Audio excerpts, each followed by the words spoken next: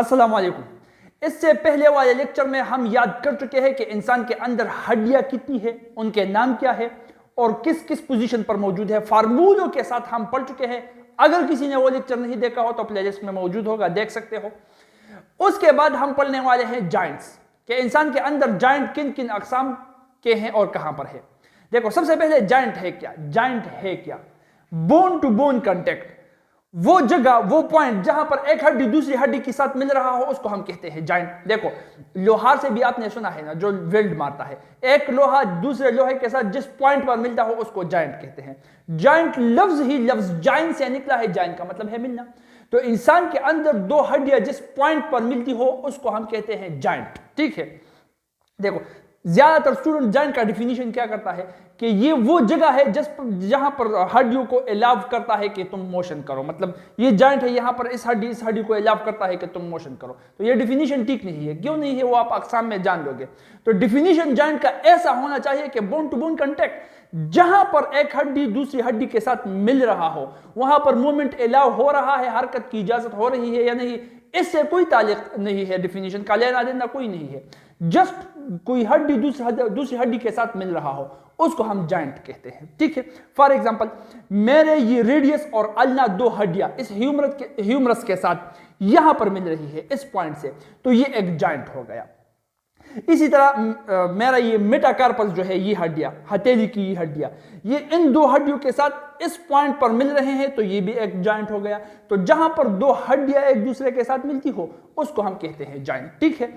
अब इन जॉइंट्स के दो मेन अकसाम हम इंसान के वजूद में बनाते हैं, और वो अकसाम है हरकत की बुनियाद पर। देखो, तकसीम हम जब भी करते हैं तो तकसीम के लिए एक बुनियाद की जरूरत होती है, एक बेस की जरूरत होती है। अगर हम बेस बदले तो तकसीम के कैटेगरीज जो बनते हैं वो बदल जाएंगे, ये हमको अच्छी तरह से पता है। तो यहां पर हम जॉइंट्स की जो तकसीम कर रहे हैं तो वो तकसीम है हरकत की बुनियाद पर।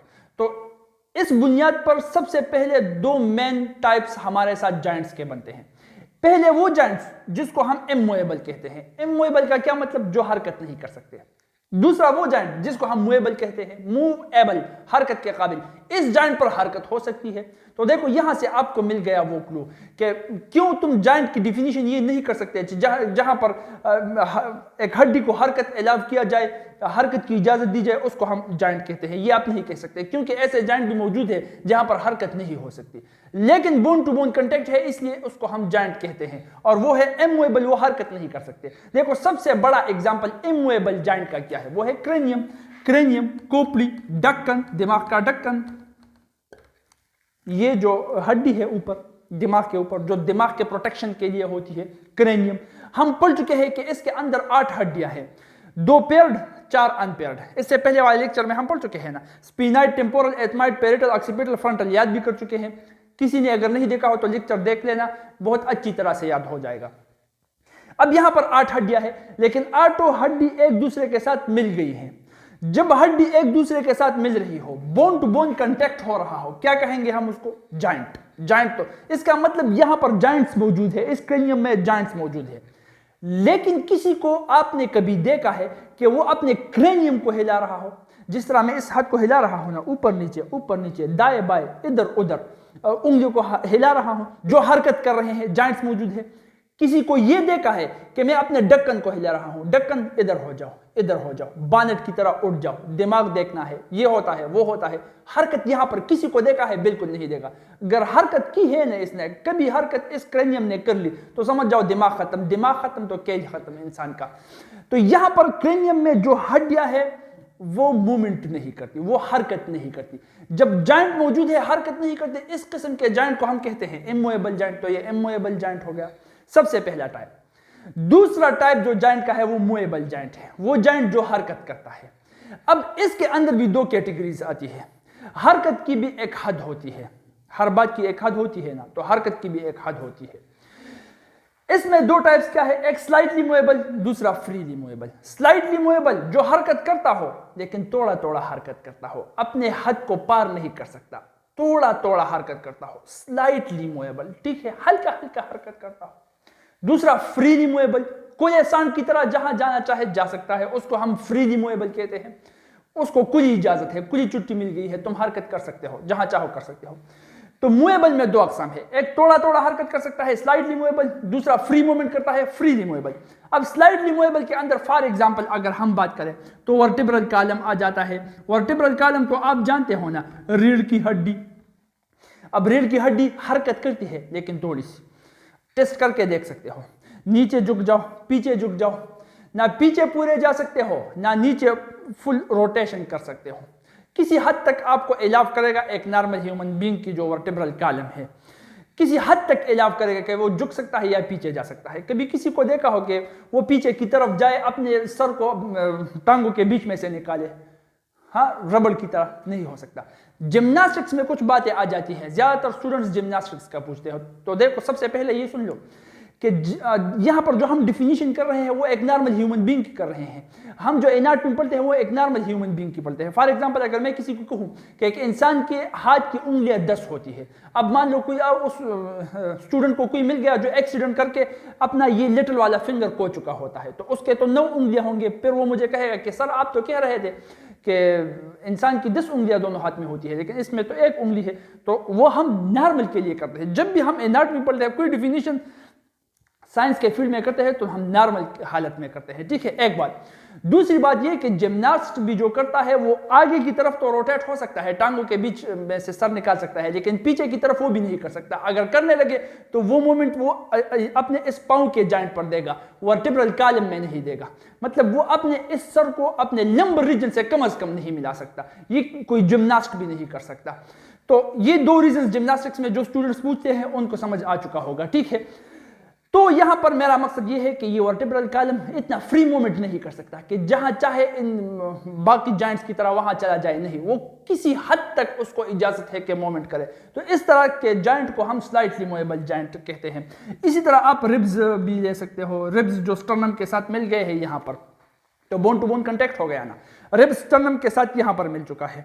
अब जब सांस लेते हो तो ये जो रिब्स है ये आगे की तरफ आ जाते हैं, जब वापस सांस छोड़ते हो पीछे की तरफ वापस चले जाते हैं। तो यहां पर मूवमेंट होता है, लेकिन ये मूवमेंट स्लाइट हो रहा है, स्लाइट मूवमेंट हो रहा है, तो स्लाइट मूवेबल है। इसको भी इजाजत है, किसी हद तक की हरकत कर सकता है। अगर खुला हरकत करने लगे तो ओपन हो जाएगा, अगर ओपन हो गया तो ओपन हार्ट सर्जरी आपकी हो जाएगी, बात खत्म। फिर तो ये स्लाइटली मूवेबल जॉइंट है जो फ्रीली मूवमेंट नहीं कर सकती, number 1। Number 2 free movable joint, freely movable joint, वो जॉइंट जो बिल्कुल फ्री होकर मूवमेंट कर सकती है। तो उसके भी 2 टाइप्स है, एक है हिंग जॉइंट, एक है बॉल एंड सॉकेट जॉइंट। इनमें क्या फर्क है? ये हिंग वाला बाइसेप जो है ये सिर्फ 2 डायरेक्शन में मूवमेंट कर सकता है, सिर्फ 2 डायरेक्शन में। Ball and socket joint all direction में मूवमेंट कर सकता है, ये तमाम डायरेक्शन में मूवमेंट कर सकता है। देखो हिंग जॉइंट की सबसे बड़ी मिसाल क्या है? नी जॉइंट है, नी जॉइंट, और इसके अलावा एल्बो जॉइंट है, एल्बो जॉइंट, एल्बो जॉइंट और नी जॉइंट। एल्बो को देख लो या नी को देख लो, ये हरकत कर सकते हैं बिल्कुल फ्रीली, लेकिन सिर्फ 2 डायरेक्शन में, 2 सिमतों में।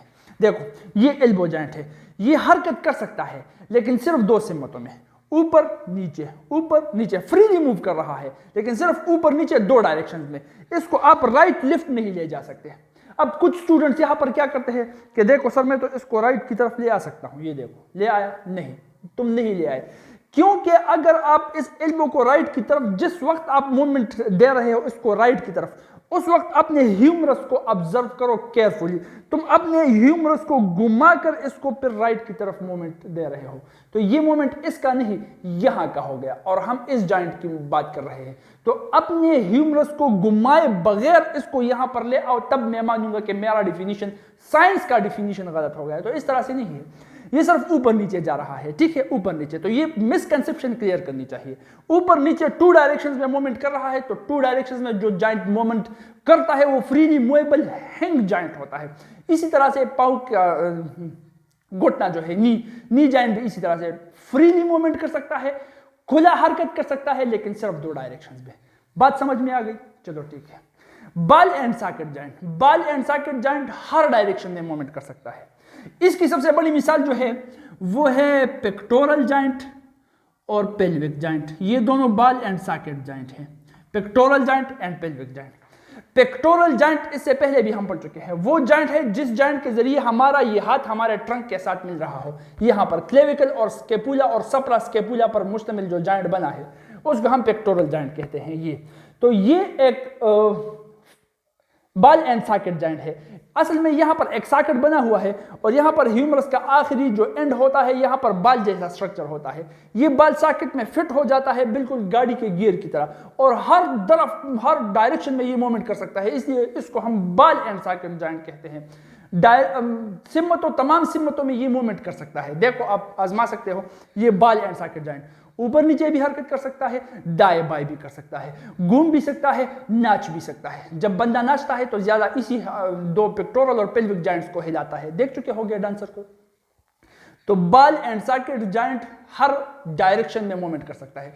इसी तरह आप पाव के इस बॉल एंड सॉकेट जॉइंट को भी आजमा सकते हो, ऊपर नीचे दाएं बाएं इधर उधर हर तरफ ये मूवमेंट कर सकता है, हर सिमत में मूवमेंट कर सकता है। यहां पर भी एक सॉकेट बॉल के अंदर, बॉल सॉकेट के अंदर फिट हो जाता है, इसलिए इसको हम बॉल एंड सॉकेट जॉइंट कहते हैं। पेल्विक जॉइंट जो है इलियम स्टेम प्यूबस से वो सॉकेट बन जाता है और फीमर का जो ऊपर वाला एंड है ये बॉल की तरह होता है, उस सॉकेट के अंदर फिट हो जाता है, फ्रीली मूवमेंट कर सकता है।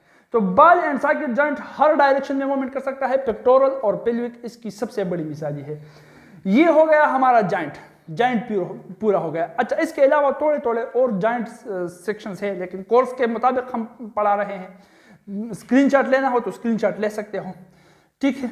इसके अलावा देखो ये जॉइंट, ये भी स्टूडेंट ज्यादातर पूछते हैं कि ये उंगली भी जो हर तरफ हरकत कर सकती है, तो ठीक है, ये जो हरकत कर सकती है यहाँ पर हर तरफ कुछ हद तक बिल्कुल फ्रीली इस जॉइंट की तरह नहीं कर सकती है।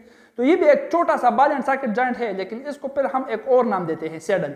और इसके अलावा यहाँ पर कुछ बातें जॉइंट्स के अंदर आ जाती है, लेकिन इसके अगर हम और डिटेल्स पढ़ेंगे तो उस लेक्चर में फिर हम ये कवर करेंगे कि जॉइंट्स के अंदर और कौन कौन सी बातें आती है।